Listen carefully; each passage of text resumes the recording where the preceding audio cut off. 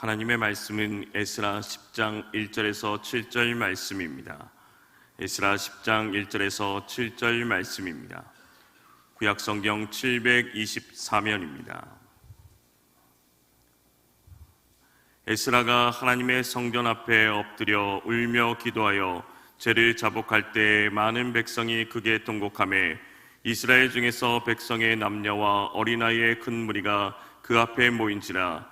엘람 자손 중 여이엘의 아들 스가냐가 에스라에게 이르되 우리가 우리 하나님께 범죄하여 이 땅 이방 여자를 맞이하여 아내로 삼았으나 이스라엘에게 아직도 소망이 있나니 곧 내 주의 교훈을 따르며 우리 하나님의 명령을 떨며 준행하는 자의 가르침을 따라 이 모든 아내와 그들의 소생을 다 내보내기로 우리 하나님과 언약을 세우고 율법대로 행할 것이라.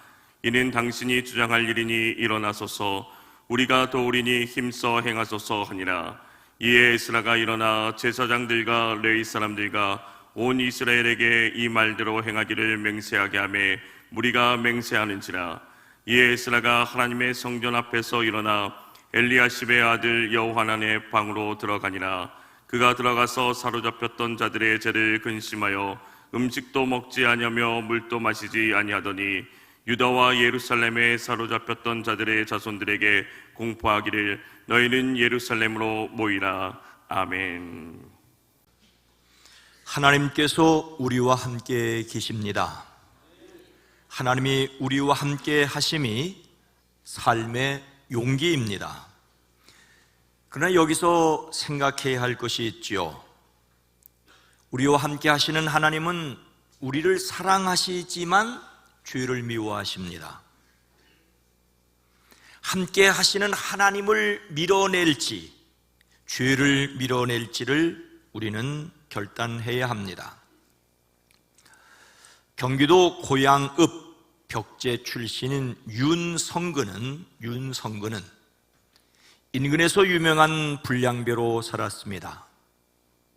서울에서 내려온 기독교 신앙을 소개하는 책을 판매하는 매서인 김주현의 전도를 받았습니다.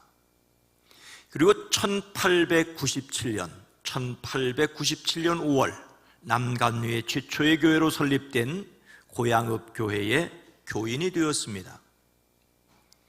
윤성근은 개종 후 완전 새로운 삶을 살았습니다. 신약 성경을 거의 외우다시피 하여 선교사들에게 살아있는 성구사전으로 불렸습니다. 그 뒤에 감리교 권서 오늘날의 순회 전도사로 파송을 받아 고양, 파주, 문산, 연천, 철원 등을 거쳐 양양과 강릉까지 다니며 전도했습니다. 선교사 하디는 윤성근을 1901년부터 철원 지영토교회와 김화 새술막교회 전도사로 파송했습니다. 윤 전도사는 1903년부터 4년까지 있었던 하디가 인도하던 원산 대부흥회에 참석하여 성령 세례를 받습니다. 그 뒤 울며 회개하고 권서 시절에 선교사 몰래 훔쳤던 돈 7달러를 갚았습니다. 그의 회개와 보상은 계속되었습니다. 그는 자신의 지나간 죄가 기억날 때마다 하나님께서 그에게 회개할 기회를 주셨다라고 생각했습니다. 그에 대한 선교사 하디의 증언 내용에 이런 내용이 있습니다. 그가, 즉 윤성근이 아직 예수님의 복음을 듣지 않았을 때 조폐국에서 일하던 중 어느 월급날에 8원가량을 더 받았던 일을 깨달았다고 했습니다. 그 돈을 갚는 것이 마땅하다고 생각한 그는 그 돈을 내게 하디에게 주며 탁지부에 보내주기를 청했습니다. 나는 그 돈을 보내고 받은 영수증을 아직 보관하고 있습니다. 아마 구한국 정부에서 양심의 자책으로 돌려보낸 돈은 이것이 처음이었을 것입니다. 그때 윤성근 전도사는 폐결학 말기였습니다. 자신의 때가 얼마 남지 않았음을 안 그는 정부에 갚을 돈을 하디에게 맡겼던 것이지요. 서울로 올라온 하디는 그 돈을 당시 외부 협판으로 근무하던 윤치호를 통해 탁지부에 전달했습니다. 탁지부 관리는 대저 나라 돈이면 없는 핑계를 대서라도 훔쳐가는 것이 세상 인심인데 어찌 예수교인들은 아니 갚아도 된다는 돈을 갚겠다고 하는가라며 양심전 명목으로 영수증을 발급했습니다. 하디가 보관하던 윤성근 전도사의 양심전 영수증은 어쩌면 예수님을 영접하고 자신의 것으로 갚겠다고 한 삭개오의 믿음을 표현한 것이라고 할 수가 있습니다. 양심이 회복된 성도의 생활 윤리를 보여주는 증표입니다. 그리스도인은 죄를 깨닫고 삶을 변화하는 거룩한 삶에 도전해야 할 줄로 믿습니다. 오늘 말씀은 예루살렘 성전이 재건되고 한참 후의 일이죠. 예루살렘에서 성경 회복, 말씀 연구를 하고 자신이 실천하고 가르치기를 결심한 에스라였습니다. 그러나 에스라가 예루살렘에서 목도한 것은 엄청난 죄악들이었습니다. 그것은 이방 사람의 딸을 아내나 며느리로 맞아들임으로써 주변 여러 족속의 피가 거룩한 핏줄에 섞여가는 것이었습니다. 이것은 오늘날 국제결혼과는 전혀 다른 신앙 문제였습니다. 여호와 하나님을 믿고 섬기는 신앙 정체성이 흔들렸습니다. 에스라는 너무 기가 막혀서 겉옷과 속옷을 찢고 머리카락과 수염을 뜯으며 주저앉았습니다. 에스라가 울며 기도할 때 그 주변에 몰려드는 사람들이 있었습니다. 포로로 잡혀갔다가 되돌아온 백성이 기도하는 에스라 곁에 많이 모였습니다. 그 가운데 스가냐는 무엇이라고 하였습니까? 2절 말씀입니다. 엘람 자손 중 여히엘의 아들 스가냐가 에스라에게 이르되 우리가 우리 하나님께 범죄하여 이 땅 이방 여자를 맞이하여 아내로 맞았으나 이스라엘에게 아직도 소망이 있나니. 에스라가 성전 앞에 엎드려 울며 기도하며 자신의 죄가 아닌 백성의 죄를 중보 자백할 때 이스라엘 사람도 남자, 여자, 어린아이 할 것 없이 많은 사람들이 함께 모여와 큰 소리로 슬피 울었습니다. 많은 사람이 죄를 지었다지만 또 많은 사람이 죄를 미워하고 있는 것을 볼 수가 있습니다. 그들은 에스라의 간절한 기도에 마음이 움직였습니다. 에스라와 더불어 많은 백성이 통곡하였다는 것은 그들의 신앙 양심이 아직 살아있다는 것이었습니다. 그때 스가냐가 에스라에게 말합니다. 우리가 이방 여자를 데려와서 아내로 삼음으로써 하나님께 죄를 지었지만 아직도 이스라엘에 소망이 있습니다. 하나님께서는 출애굽하는 이스라엘에게 가나안 땅에 들어가서 그 땅의 딸들을 아내나 며느리로 맞아들이지 말 것을 명령했습니다. 이것은 가나안 딸들은 결혼하며 가나안 신앙을 들여와서 그들의 자녀에게 가르칠 것이기 때문이었습니다. 결국 신앙의 정체성이 무너진 이스라엘은 바벨론의 포로로 잡혀가는 데 이르렀습니다. 그런데 바벨론 포로에서 돌아온 이들이 다시 그 땅 여인을 아내나 며느리로 맞아들이는 것은 이방 신앙을 받아들이는 것이기에 하나님의 백성으로서 마땅히 하지 말아야 할 일이었습니다. 죄를 죄로 여기는 데서 회개는 시작됩니다. 우리가 주목해야 할 스가랴의 말이 있습니다. 이스라엘에 아직도 소망이 있다는 말입니다. 죄를 지었다면, 여전히 죄를 짓고 있다면, 죄를 죄로 여기지 않는다면 소망이 없습니다. 그런데 지금 백성이 죄를 깨닫고 회개하니 소망이 있다는 말입니다. 죄를 지으면 소망이 없지만 회개하면 소망이 있습니다. 죄를 회개할 때 아직 소망이 있습니다. 리차드 쉐플러는 그의 책 아침이 밝을 것인가, 아침이 밝을 것인가라는 책에서 이런 어린 남매의 이야기를 들려줍니다. 어린 소년 자니는 고무줄에 조그만 돌을 끼워 물건을 맞추는 새총 하나를 얻었습니다. 열심히 연습하자 솜씨가 점점 나아졌지요. 어느 날 자니는 할머니께서 아끼는 오리를 겨냥해 새총을 쏘았습니다. 새총을 맞은 오리는 그만 죽었고 소녀는 덜컥 겁이 났습니다. 당황하여 오리를 장작더미 속에 감추었습니다. 그런데 그것을 그의 누이 셸리가 다 보았습니다. 그날 점심을 먹고 할머니가 셸리야, 우리 오후에 접시 좀 닦자 하자 셸리는 할머니 자니가요라고 했습니다. 자니가 싫다고 말하려는데 셸리가 허리를 굽혀 그의 귀에 대고 속삭였습니다. 오리 알지? 자니는 아무 말도 못하고 오후 내내 접시를 닦았습니다. 나중에 할아버지가 아이를 데리고 낚시를 간다고 했을 때 할머니는 셸리에게 저녁 만드는 걸 좀 거들어 줬으면 좋겠는데 라고 했습니다. 이때도 셸리는 웃으면서 걱정할 것도 없어요, 자니가 하고 싶대요. 이렇게 자니는 며칠 동안 두 사람의 목, 곧 자기 목과 누이 셸리의 몫을 했습니다. 더 이상 견딜 수가 없었습니다. 할머니에게 오리에 관한 말씀을 드리고 했습니다.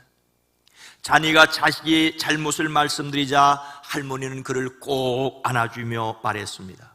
다 알고 있었단다. 나는 그때 창문에 서 있었거든. 나는 널 사랑하니까 용서해 줄게. 나는 내가 왜 그렇게 샬리에게 꼼짝 못하는지 궁금했단다. 우리가 잘못을 고백하지 않음으로써 다른 사람들에게 들볶이고 있다는 것은 참으로 슬픈 일입니다. 결국 그것을 털어놓는 것 이외에 달리 방법이 없습니다. 물론 모든 사람이 이 할머니처럼 너그럽지 않습니다. 잘못을 인정하는 순간 비웃음과 손가락질을 받고 심하면 엄청난 책임을 감당해야 할지도 모릅니다. 성경은 약속하고 있습니다. 우리가 우리 죄를 자백하면 하나님은 신실하시고 의로우신 분이셔서 우리 죄를 용서하시고 모든 불의에서 우리를 깨끗하게 해 주실 것입니다. 하나님의 용서는 잘못을 책임질 수 있는 용기를 줍니다. 회개할 때 아직 소망이 있음을 확신하시기를 주의 이름으로 축복합니다. 여기에서 소망 있는 회개가 어떤 것인지를 생각하려고 합니다. 단지 입으로만 잘못했다는 것은 진정한 회개가 아니기 때문이지요. 소망 있는 회개는 어떤 것입니까? 3절 말씀입니다. 곧 내 주의 교훈을 따르며 우리 하나님의 명령을 떨며 준행하는 자의 가르침을 따라 이 모든 아내와 그들의 소생을 다 내보내기로 우리 하나님과 언약을 세우고 율법대로 행할 것이라. 에스라가 울며 회개하자 사람들이 나와 함께 회개했습니다. 그 가운데 스가냐는 비록 하나님께 죄를 지었지만 아직 소망이 있다고 하였습니다. 죄를 죄로 여기고 회개하기 때문입니다. 스가냐는 이방 여자들과 그들에게서 난 아이들을 다 내보낼 것을 하나님 앞에 언약하겠다고 하였습니다. 스가냐가 소망 있는 회개라고 한 것은 내 주의 교훈을 따르며 우리 하나님의 명령을 떨며 준행하는 것입니다. 소망 있는 회개의 두 가지 기운은 주의 교훈과 하나님의 명령입니다. 이것은 둘이 아니라 하나, 즉 하나님의 말씀입니다. 하나님 앞에서의 회개는 하나님의 말씀에서 어긋나는 것을 버리는 것입니다. 하나님의 말씀이 회개의 기준입니다. 이를 위하여 율법학자 에스라가 가르쳐주는 것을 그대로 따르겠다고 선언합니다. 사실 이것은 간단한 문제가 아닙니다. 이미 그들은 이방 여인들과 결혼하여 자녀들이 있었기 때문이죠. 이것을 오늘날의 문제로 생각하자면 단지 신앙의 문제로 가족을 버리는 것은 결코 아니라고 저는 생각합니다.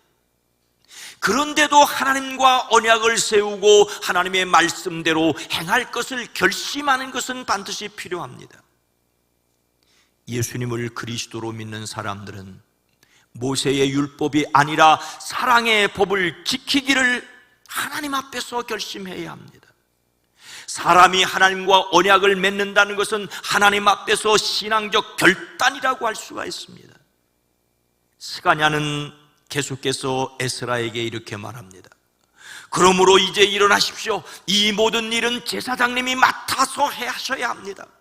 우리가 제사장님을 도와드리겠습니다. 용기 있게 밀고 나가십시오. 앞장서서 하나님의 말씀을 가르쳐야 할 사람은 에스라였습니다. 이런 에스라를 돕겠다고 나선 사람들이 있었습니다. 이에 에스라가 지도급 제사장들과 레위 사람들과 온 백성들에게 그들이 말한 대로 맹세하겠느냐라고 요구했고 그들은 맹세했습니다. 에스라의 중보 기도로 시작된 회개는 지도자들의 맹세로 이어졌습니다. 이것이 바로 이스라엘의 신앙 개혁 운동이었습니다. 스가냐의 격려와 지도자들의 맹세를 받은 에스라는 하나님의 성전 앞에서 물러나와 성전의 한 방으로 들어갔습니다.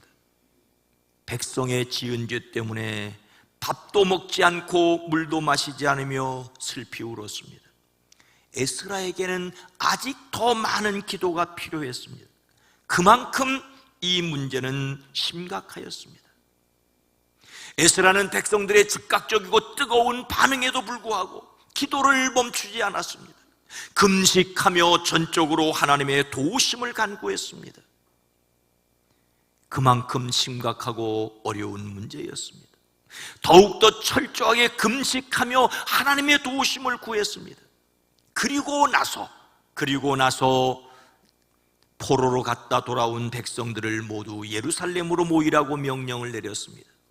사흘 안에 오지 않는 사람은 재산을 빼앗고 잡혀갔다 온 백성의 모임에서 내쫓는다고까지 했습니다. 사흘 안에 유대와 베냐민 사람들이 모두 예루살렘에 모였습니다.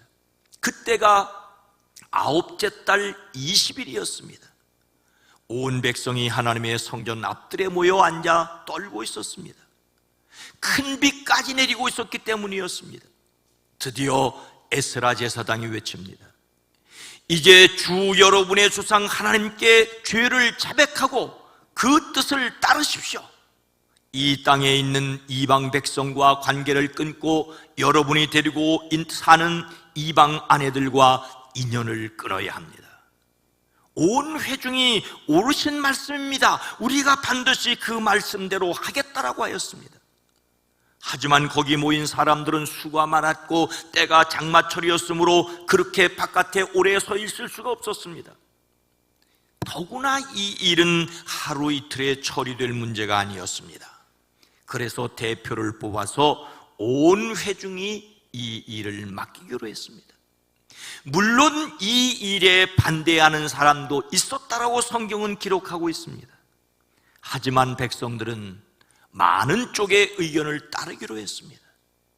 제사장 에스라는 가문마다 우두머리를 뽑아 그들에게 책임을 맡겼습니다. 10째 달 초하루에 시작해서 이듬해 10째 달 초하루에 끝냈습니다.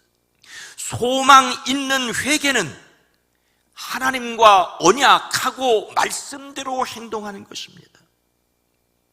세계 3대 참회록의 하나를 쓴 그 유명한 어거스틴이 있지 않습니까? 그는 조숙하여 16살 때 같은 16살 소녀와 밀라노로 도망을 가서 당시 유명한 학자 암브로시우스에게 배웠습니다. 그러나 그가 32살이 되었을 때 그의 아내가 같은 나이로 나이가 많다며 다시 16살 소녀와 결혼하려 하였습니다. 천천은 그것을 슬퍼하며 아프리카의 사막으로 들어가 수도사가 되었습니다. 후에 어거스틴은 양심의 고통에 시달리다 회개하고 나서 유명한 참회록을 썼습니다. 이런 그가 길을 가는데 어거스틴 나야 나란 말이야 하며 따라오는 여자가 있었습니다. 그때 그가 말하기를 나는 과거의 어거스틴이 아니다. 지금 나는 과거 너를 알아주던 어거스틴이 아니다라고 거절을 합니다. 죄를 지었다는 것을 드러내놓고 결코 자랑할 것은 아니지요. 그러나 그것을 버리기 위해 드러내야 할 때도 있습니다. 성경은 여호와를 사랑하는 너희여 악을 미워하라고 말씀하고 있습니다. 죄를 미워해야만 죄를 멀리할 수 있습니다. 죄를 버리고 하나님의 말씀대로 살아가는 진정한 회개의 소망이 있습니다. 입술의 회개로 그치지 않고 손과 발로 행동하는 회개에 이어야 합니다. 여기에는 엄청난 결단이 필요합니다. 그래서 성령의 능력을 의지하기 위해 우리는 기도해야 합니다. 필요하면 금식하며 기도해야 합니다. 하나님 앞에서 죄 버리기를 결단하는 사람들이기를 주의 이름으로 축복합니다. 그래서 우리는 어떻게 살아야 할까요? 에베소서 5장 8절 말씀입니다. 함께 읽습니다. 너희가 전에는 어둠이더니 이제는 주 안에서 빛이라. 빛의 자녀들처럼 행하라. 하나님께서 사도 바울을 통하여 에베소 교회에 말씀하셨습니다. 사랑을 받는 자녀같이 너희는 하나님을 본받는 자가 되고 그리스도께서 너희를 사랑하신 것 같이 너희도 사랑 가운데 행하라. 하나님께 사랑을 받았으니 사랑받는 자답게 살라고 하십니다. 그리고 그들에게 또 말씀하십니다. 음행이나 온갖 더러운 행위나 탐욕은 그 이름조차도 여러분의 입에 담지 마시오. 그렇게 하는 것이 성도들에게 합당합니다. 예수 믿고 새로운 사람이 되었다는데 여전히 음행과 온갖 더러운 것과 탐욕을 부리는 사람들이 에베소 교회 안에 안타깝지만 있었습니다. 그런데 그렇게 해서는 안 된다고, 그것이 성도의 마땅한 바라고 합니다.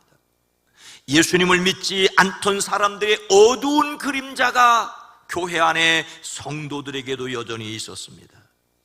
그런데 예수님을 믿고 빛이 되었다는 사람들에게 이런 어두운 그림자가 남아 있어서는 안 된다고 그들을 향하여 경고하고 있습니다. 우리 그리스도인들이 이 세상에서 이 몸을 입고 살아가는 동안 끊임없이 고민하고 싸워야 할 문제입니다. 그 해답은 그리스도 예수의 은혜로 빛의 자녀가 되었기 때문에 빛의 자녀들처럼 살아가려는 것입니다. 어둠이었으나 이제 빛의 자녀로 살아야 합니다. 예수님을 믿는 사람들에게 참으로 고민스러운 것은 자기 자신에게 어두움의 흔적이 있다는 것입니다. 과거의 흔적, 과거의 상처가 아니라 마음 먹고 죄를 짓는 것은 아니라도 크고 작은 유혹과 실수 앞에 있다는 것입니다.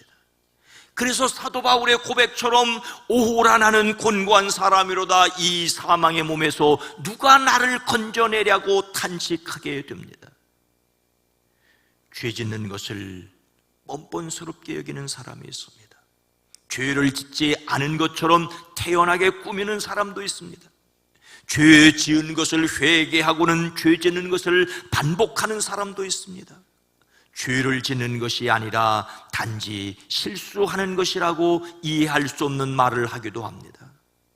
우리 역시 죄를 지을 수 있지만 죄를 당연히 여기지는 말아야 합니다. 예수님을 믿음으로 하나님께서 빛의 자녀로 인정하여 주심을 믿기에 성령의 도우심으로 빛의 자녀로 살기를 노력해야 합니다. 사랑하는 성도 여러분, 하나님께서 사도 바울을 통하여 로마 교회에 말씀하시기를 사랑에는 거짓이 없나니 악을 미워하고 선에 속하라라고 하십니다.